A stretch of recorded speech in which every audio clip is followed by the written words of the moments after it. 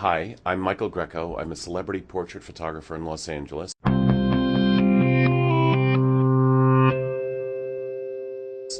And I shoot for magazines and advertising agencies. And I'm sort of known for my both dramatic and conceptual portraits. So, for conceptual portrait, for me, is an image that tells a story. It has story content. It either talks about the product, or it's a magazine article that talks specifically about what a director, what an actor, what an actress, what a comedian is doing. Excuse me. And it's it's about, so it sort of has an agenda.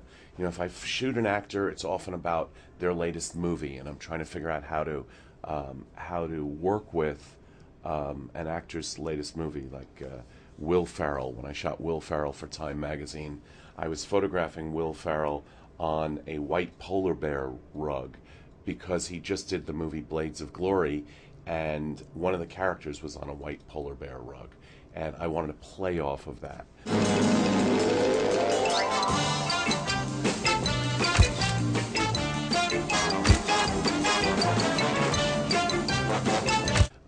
I have a photograph of Steve Martin, and Steve Martin had written his memoir, and in his memoir, uh, the concept was sort of, all right, it's his memoir. He's done this all his life. So he's been sitting there writing, and the trees and the shrubs in his garden have grown around him. So I'll always try to like play some sort of editorial story with my photographs, and have them be a part of the journalism. For me, they're a part of the journalism because they're telling a story, and they're related to the word and text content in the magazine. I mean, I think portrait photographers can do this by interviewing and finding out what their subject's interested in, what something about their lives, what maybe there's a fantasy of, and have bring those props or elements into a shoot, and not in a hokey way. Like I think that everyone does. Everyone goes, "Oh, I'm going to do a Gatsby 50, 20s thing, and I'm going to shoot a period piece with subject, and it's overlit, and it's over like."